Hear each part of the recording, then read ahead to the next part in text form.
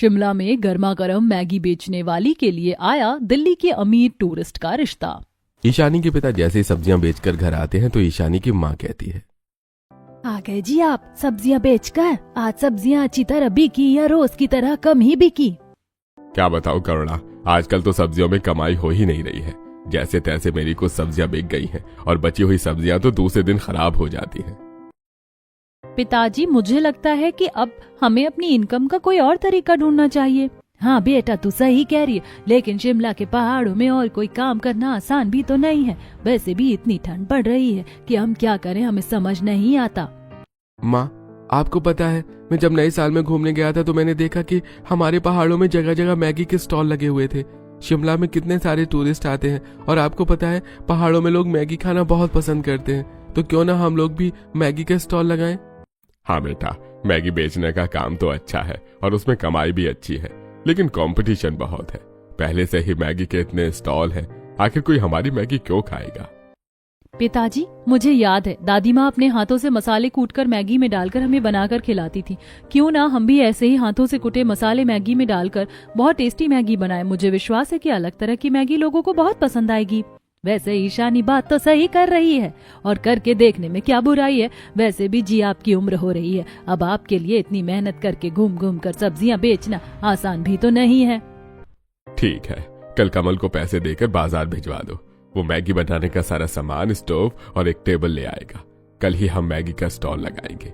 अगर हमारा मैगी का स्टॉल चल गया तो हमारे लिए अच्छी बात हो जाएगी। ठीक है पिताजी। और माँ, आप मुझे बता दो कि दादी माँ कैसे कैसे मसाले कूटकर मैगी बनाती थी। मैं सारे मसाले भी तैयार कर लेती हूँ। अब करुणा कमल को कुछ पैसे देकर बाजार भिजवाती है तो वहीं ईशानी को वो अलग अलग मसालों के बारे में बताती है। ईशानी उन सारे मसालों को इकट्ठा करके तवे पर भून लेती है और उसके बाद सिलबट्टे में कूटने लगती है और कूटते हुए कहती है, वहाँ मसालों से कितनी अच्छी खुशबू आ रही है। इससे बनने वाली मैगी भी बहुत ही टेस्टी होगी, आप देखना। हाँ बेटा, तू सही कह रही है। ईशानी कूट पीट कर मसालों को डिब्बे में भर लेती है। अगले दिन सुबह वो लोग शिमला के पहाड़ों पर मैगी का स्टॉल लगा लेते हैं। सभी ने शिमला की ठंड से बचने के लिए ओवरकोट पहने हुए थे और साथ में गर्म टोपी भी लगा रखी थी। ईशानी ने स्टोव जलाया और मैगी बनाना शुरू किया तो वहीं कमल आवाज लगाने लगा, आइए आइए, गर्मा गर्म मैगी खाइए, हाथों से कुटे मसालों की खुशबू के साथ गर्मा गर्म मैगी का स्वाद लीजिए। कमल की आवाज सुनकर दो ग्राहक वहां आते हैं और एक ग्राहक कहता है, भैया तुम्हारी मैगी में से तो सचमुच बहुत अच्छी खुशबू आ रही है, लाओ जरा एक प्लेट मैगी हमें भी लगा दो। हाँ हाँ भैया, अभी लगा देती हूँ। ईशानी दोनों ग्राहकों को एक एक प्लेट मैगी लगा देती है। वो दोनों मैगी खाते हैं तब ग्राहक कहता है, अरे भाई तुम्हारी मैगी में तो खुशबू के साथ साथ स्वाद भी बहुत अच्छा है। अब हम जब भी यहाँ आएंगे तो तुम्हारी मैगी जरूर खाएंगे। ग्राहक पैसे देकर खुश होकर चला जाता है और पैसे लेकर ईशानी भी बहुत खुश होती है और अपने परिवार वालों से कहती है, देखा माँ, हमारे ग्राहकों को हमारी मसाला मैगी कितनी पसंद आई। अब देखना, जल्दी ही हम इन पहाड़ों में मसाला मैगी वाले के नाम से मशहूर होने वाले हैं। कहते हैं ना, कभी कभी जुबान पर सरस्वती बैठी होती है तो वो बात पूरी हो जाती है। ऐसे ईशानी की बात भी जल्दी पूरी हो गई। ईशानी मसाला मैगी वाली के नाम से मशहूर हो गई और उसकी मैगी स्टॉल पर भीड़ लगने लगी। आज भी ईशानी अपने स्टॉल पर मैगी बनाकर ग्राहकों को दे रही थी, तभी एक औरत शोभना उसके पास आई और बोली, अरे बेटा, क्या तुम्हारा नाम ईशानी है और क्या तुम ही वो मसाला मैगी वाली हो जो पहाड़ों में हाथ के कुटे पिसे मसाले वाली खुशबूदार मैगी बेचती हो? हाँ माँ जी, मैं ही ईशानी हूँ और मैं ही हाथों के कुटे पिसे मसालों से बनी मसाला मैगी बेचती हूँ, आप खाकर देखिए। ईशानी उस औरत को मसाला मैगी बनाकर दे देती है। वो औरत मसाला मैगी खाती है और कहती है, बेटा सचमुच तुम्हारी मैगी तो बड़ी ही स्वादिष्ट है और तुम भी बड़ी सुंदर और प्यारी बच्ची हो। शोभना के मुंह से अपनी तारीफ सुनकर और उसके घर वाले बहुत खुश होते हैं। ये तो थी ईशानी। अब आइए आपको दिल्ली ले चलते हैं, जहां मोहित अपने दोस्तों से बातें कर रहा है। बातों बातों में ही वो अपने दोस्तों से कहता है, यार इस बार तो न्यू ईयर में हम हर बार की तरह शिमला घूमने गए ही नहीं। मुझे तो शिमला के पहाड़ों पर ठंडी ठंडी वादियों की बहुत याद आ रही है। हम लोग शिमला चलने का प्लान करते हैं, तुम लोग बताओ कि कब चलना है शिमला। यार मोहित, तुझे तो पता है कि इस बार हमारे कॉलेज के एग्जाम लेट हो गए थे, इसलिए हम नहीं जा पाए, लेकिन तू चिंता मत कर, हम जल्दी शिमला घूमने का प्लान बनाते हैं। हाँ यार, पिछली बार की तरह इस बार भी खूब मस्ती करेंगे और खूब रील्स बनाएंगे। पिछली बातें करने के बाद मोहित अपने घर आ जाता है, जहां मोहित की माँ लड़कियों की फोटो देख रही थी। मोहित की माँ उसे देखकर कहती है, अरे आओ आओ मोहित बेटा, मैं तुम्हारा इंतजार कर रही थी। देखो पंडित जी ने कितनी सारी लड़कियों की फोटो भिजवाई और देखो ये लड़की तो बहुत ही सुंदर है, राधा नाम है इसका, बिल्कुल राधा की तरह दिख रही है। तुम इसे देखकर फाइनल कर लो तो कल ही हम इसे देखने जाएंगे। मोहित भी सोफे पर आकर बैठ जाता है और राधा की फोटो ध्यान से देखता है। उसके बाद कुछ सोचते हुए कहता है, ओहो माँ, देखो ना, इस लड़की की आंखें इतनी सुंदर नहीं हैं और ये बाकी लड़कियां भी कुछ खास नहीं लग रही हैं। इनमें से तो कोई मुझे लड़की पसंद नहीं आ रही है। अरे शिवानी, तुम्हारे बेटे को तो कोई लड़की पसंद ही नहीं आती। हर लड़की में ये कोई ना कोई कमी निकाल देता है। मुझे तो लगता है कि तुम्हारे बेटे की शादी इस जन्म में तो होने वाली नहीं है। कैसी बातें कर रहे हैं आप, चुप चुप बोलिए। कोई सपनों की शहजादी उसका भी कहीं इंतजार कर रही होगी। अब देखना यह है कि भगवान उससे मिलन कैसे करवाते हैं। अरे माँ, ये सब बातें छोड़ो और ये बताओ कि हम सब लोग शिमला ट्रिप पर चलें क्या? अभी वहां का मौसम भी बहुत अच्छा है। ऐसा करता हूँ, मैं पहले दीदी से पूछ लेता हूँ। ऐसा कहकर मोहित कोमल को फोन लगाता है और कहता है, कोमल दीदी कैसी है तू, और तेरा बेटा कैसा है? हाँ मोहित, मैं तो अच्छी हूँ। वैसे तुझे मिले काफी दिन हो गए, बता तू कब आ रहा है? दीदी मैं तो कह रहा हूँ कि तू यहाँ आ जा, हम सब मिलकर शिमला ट्रिप पर चलेंगे। वैसे भी मैं इस बार शिमला गया नहीं और शिमला का मौसम भी बहुत अच्छा है। सचमुच साथ चलेंगे तो बहुत मजा आएगा। मोहित जाना तो मैं भी चाहती हूँ, लेकिन तुझे तो पता है ना कि अभी मेरा बेटा छोटा है, तो मैं पहाड़ों में इतनी ठंड में नहीं जा सकती। इस बार तो अपने दोस्तों के साथ चला था, अगली बार हम सब साथ में जाएंगे। ठीक है कोमल दीदी, कोई बात नहीं, हम फिर कभी चलेंगे। बात करने के बाद मोहित फोन रख देता है और अपनी माँ को ये सारी बातें बताता है। ये सुनकर शिवानी कहती है, बेटा कोमल सही कह रही है। वैसे भी तुझे तो पता है कि पिछले कुछ दिनों से तेरे पिताजी की भी तबीयत ठीक नहीं है, तो तू अभी अपने दोस्तों के साथ शिमला घूमकर आ जा, अगली बार हम लोग साथ चलेंगे। और ऐसे ही मोहित अपने चारों दोस्तों के साथ शिमला ट्रिप प्लान कर लेता है और वो लोग शिमला के लिए निकल पड़ते हैं। शिमला पहुंचकर सभी एक होटल में रुकते हैं और उसके बाद फ्रेश होकर घूमने निकल पड़ते हैं। वो लोग शिमला के पहाड़ों में घूमते हैं, फोटोज क्लिक करते हैं, रील्स बनाते हैं। उसके बाद मोहित कहता है, यार मुझे बहुत भूख लग रही है, चलो कुछ खाते हैं। यार मोहित, शिमला में आकर पहाड़ों की मैगी नहीं खाई तो क्या खाया, चलो मैगी खाएंगे। हाँ यार साहिल, वो सामने एक बड़ा सा रेस्टोरेंट दिखाई दे रहा है, चलो वहीं चलकर मैगी खाते हैं।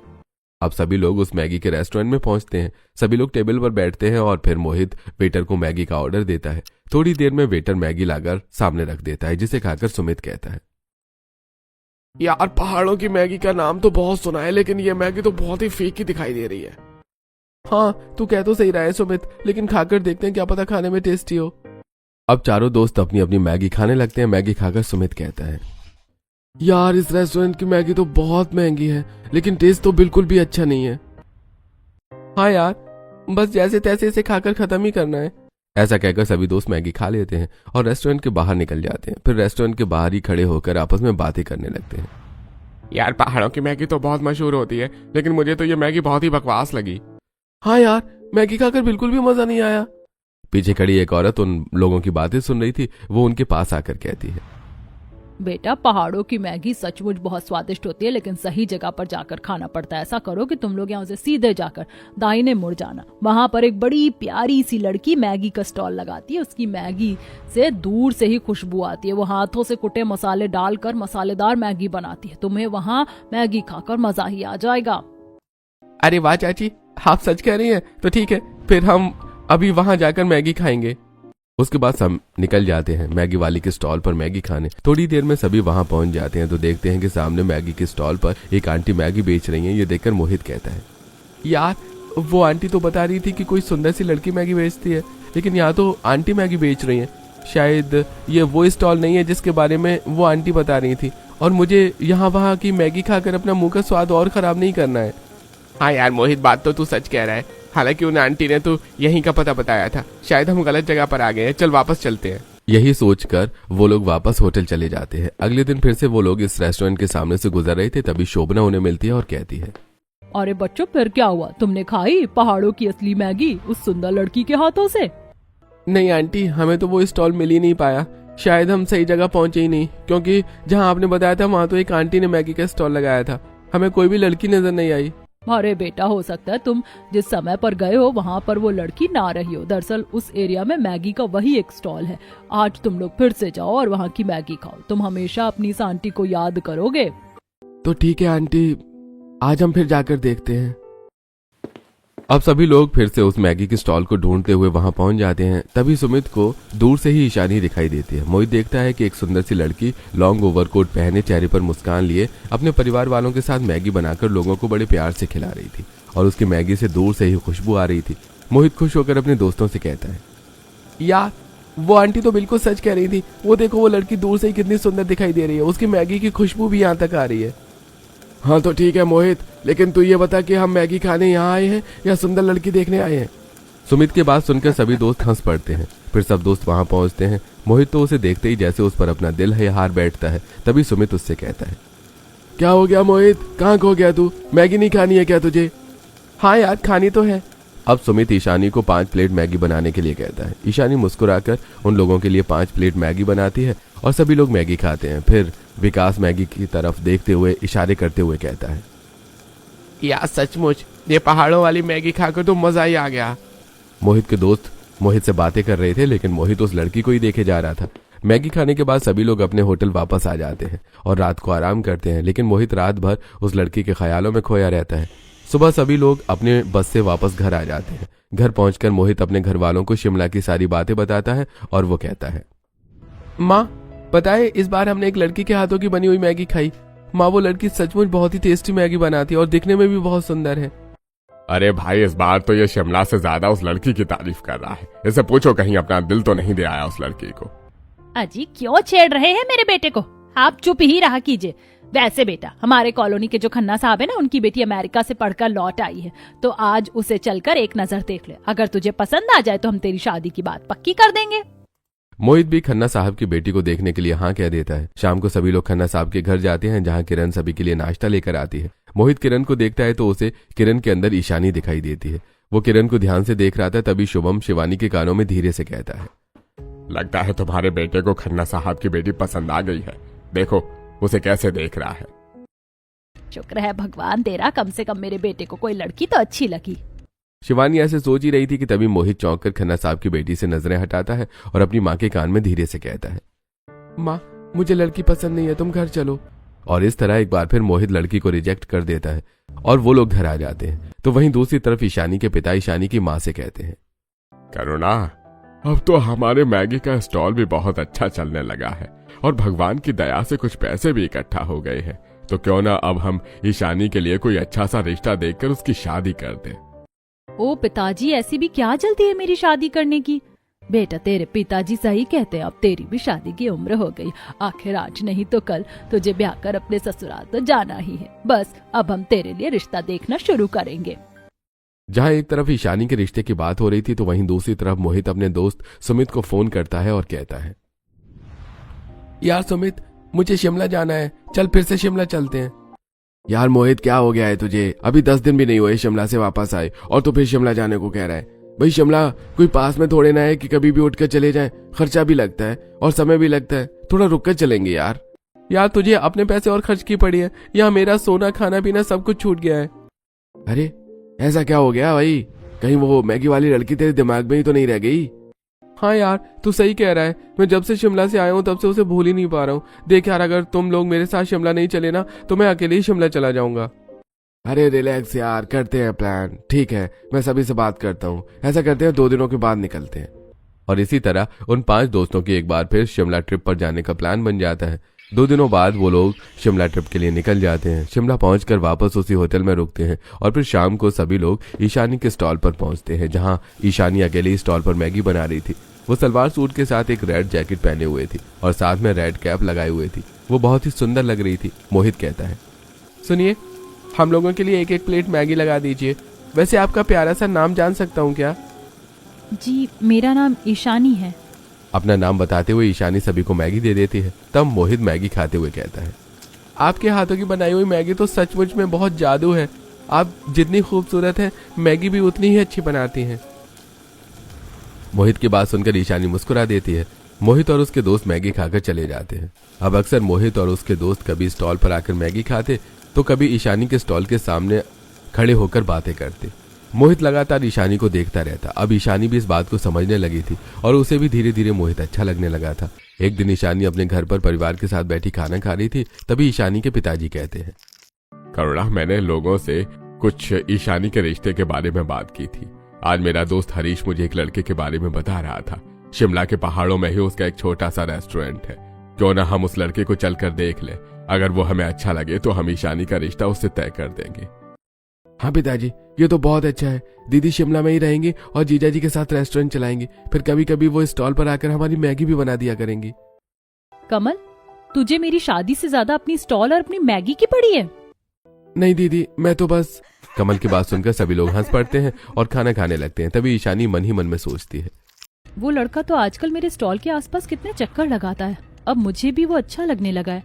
क्या मेरी उससे शादी हो सकती है? अरे अभी क्या सोचने लगी। मैं तो उसे अच्छी तरह जानती भी नहीं हूँ। पता नहीं वो कहाँ का है और क्या पता वो सिर्फ ऐसे ही मुझे देखता हो। मैं भी ना एक नंबर की बुद्धू हूँ। ऐसा सोचकर ईशानी खाना खाने लगती है।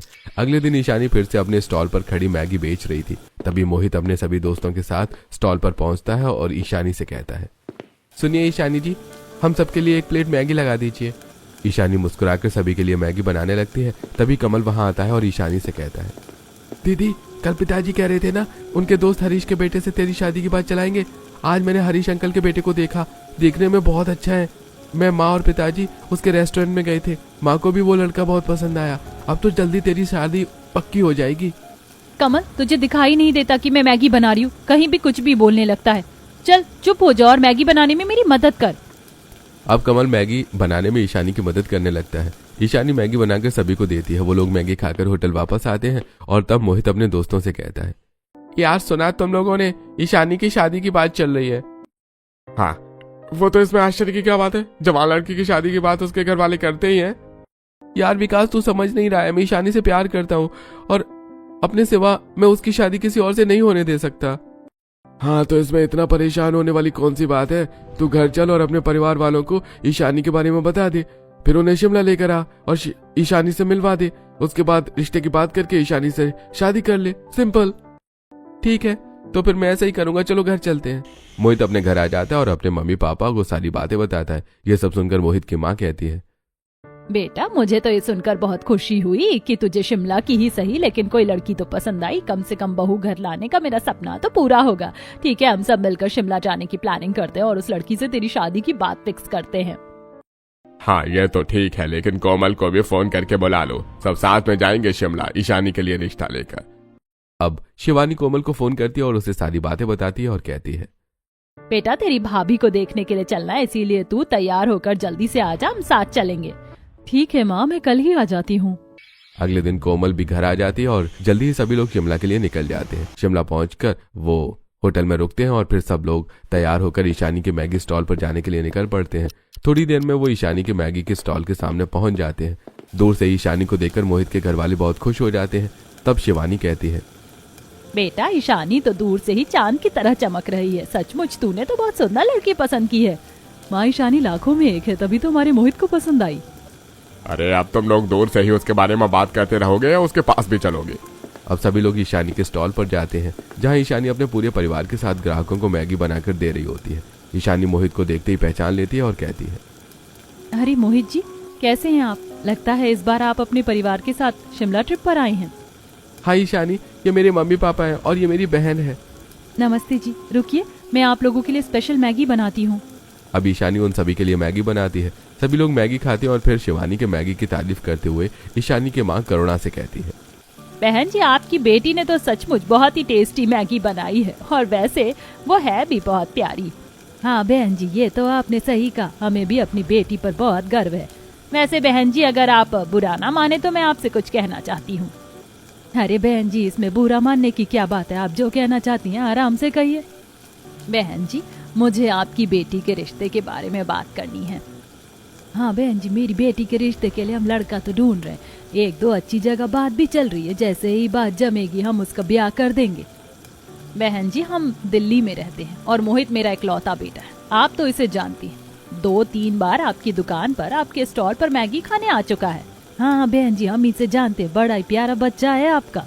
हाँ बहन जी, मैं अपने बेटे के लिए आपकी बेटी का रिश्ता मांगने शिमला तक आई हूँ। मेरे बेटे को आपकी बेटी बहुत पसंद आ गई है और आपकी बेटी से मिलकर तो हम सबको भी आपकी बेटी बहुत पसंद है।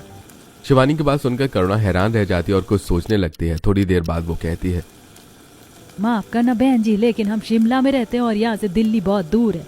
हम इतनी दूर अपनी बेटी की शादी कैसे कर सकते, और हम तो आपको जानते पहचानते भी नहीं हैं। ये सुनकर मोहित का तो जैसे मुंह ही उतर जाता है। मोहित मन ही मन सोचता है, हे भगवान, मुझे नहीं लगता कि मेरा ईशानी से रिश्ता पक्का हो पाएगा। लेकिन तभी शुभम कहता है, बहन जी, हम आपकी बात को समझ सकते हैं। आप हमें नहीं जानते और यह भी सच है कि दिल्ली शिमला से बहुत दूर है, लेकिन मेरे एक दोस्त हैं अनिमेश जी, वो यहीं शिमला में रहते हैं। वो यहाँ के एक प्रसिद्ध बिजनेसमैन है। मुझे विश्वास है कि आप लोग भी उन्हें जरूर पहचानते होंगे। क्या बताया? अनिमेश जी? अरे हाँ, वो तो यहाँ के बहुत ही इज्जतदार व्यक्ति है और मैं भी अक्सर उनके यहाँ पहले सब्जियां दिया करता था। वो मुझे भी बहुत अच्छे से जानते हैं, बल्कि मेरा तो उनसे बड़ा ही घनिष्ठ संबंध है। तो फिर भाई साहब देर किस बात की, आप उन्हें फोन लगाइए और उनसे हमारे बारे में पूछिए, आपको आपके सवालों के जवाब मिल जाएंगे। शिवानी की बात सुनकर विनोद अनिमेश जी को फोन लगाता है और सारी बातें बताते हुए कहता है, अनिमेश बाबू, ये लोग अपनी बिटिया ईशानी के रिश्ते की बात कर रहे हैं। आप बताइए, क्या ये रिश्ता करना हमारे लिए सही होगा? अरे भाई विनोद, तुम चिंता मत करो, मैं उन्हें बहुत अच्छी तरह जानता हूँ। बहुत अच्छे लोग हैं वो लोग, और मोहित तो बड़ा ही प्यारा बच्चा है। ट्रांसफर से पहले मैं वहीं रहता था और वो हमारे पड़ोसी हुआ करते थे। तुम ईशानी बिटिया की शादी निश्चिंत होकर मोहित से तय कर दो। बातें करने के बाद विनोद सभी लोगों को सारी बातें बताता है। तब शिवानी कहती है, बहन जी, अब तो आपके मन को तसल्ली हो गई होगी। चिंता मत कीजिए, आपकी बेटी को हम बड़े प्यार से अपने घर की बहू बनाकर रखेंगे और बहुत खुश रखेंगे। ठीक है बहन जी, अंधे को तो आंखें ही चाहिए होती हैं। हम ईशानी के लिए एक अच्छा रिश्ता ढूंढ रहे थे और मोहित से अच्छा लड़का हमारी बिटिया को और कहाँ मिलेगा। हमारी तरफ से ये रिश्ता पक्का समझिए। ठीक है बहन जी। भाई साहब, हम पास के ही होटल में रुके हैं। हमारे घर में भगवान का दिया हुआ सब कुछ है, हमें कुछ नहीं चाहिए। बस आप जल्दी से ईशानी और मोहित की शादी करवा दीजिए और हमारी बहू को विदा करके हमारे साथ घर भेज दीजिए। ईशानी के माता पिता इस बात के लिए तैयार हो जाते हैं। वहीं ईशानी भी बहुत खुश हो जाती है। अगले दिन मंदिर में ईशानी और मोहित की शादी हो जाती है और ईशानी के माता पिता उसे बड़े प्रेम से विदा कर देते हैं। मोहित अपने परिवार के साथ ईशानी को भी लेकर अपने घर आ जाता है। घर के दरवाजे पर ही ईशानी को रोकते हुए शिवानी कहती है, ईशानी बहू, तुम यहीं रुको, मैं अभी आरती की थाली और कलश लेकर आती हूँ। शिवानी आरती की थाली और कलश लेने अंदर जाती है। तब कोमल ईशानी से कहती है, देखो ईशानी, तुम्हारा भतीजा भी तुम्हें देखकर कितना खुश हो रहा है।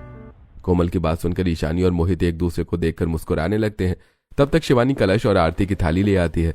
कलश को सामने रखकर शिवानी ईशानी की आरती उतार कर कहती है, ईशानी बहू, कलश गिराकर गृह प्रवेश करो। ईशानी दाहिने पैर से कलश गिराकर गृह प्रवेश करती है। वो अपने घर को देखकर बहुत खुश हो जाती है। ईशानी और उसका परिवार सोफे पर बैठकर एक दूसरे से बात ही कर रहे थे कि तभी मोहित के सभी दोस्त वहां आ जाते हैं और मोहित से कहते हैं, मोहित, शादी मुबारक हो। आखिर तो ईशानी भाभी को घर ले ही आया। भाई, प्यार तो ऐसा हो। ईशानी भाभी, आपने हम लोगों को पहचाना या नहीं? अरे भाई, अब शादी हो गई है, भाभी हमें क्यों पहचानेंगी? अपने कस्टमर को कौन याद रखता है?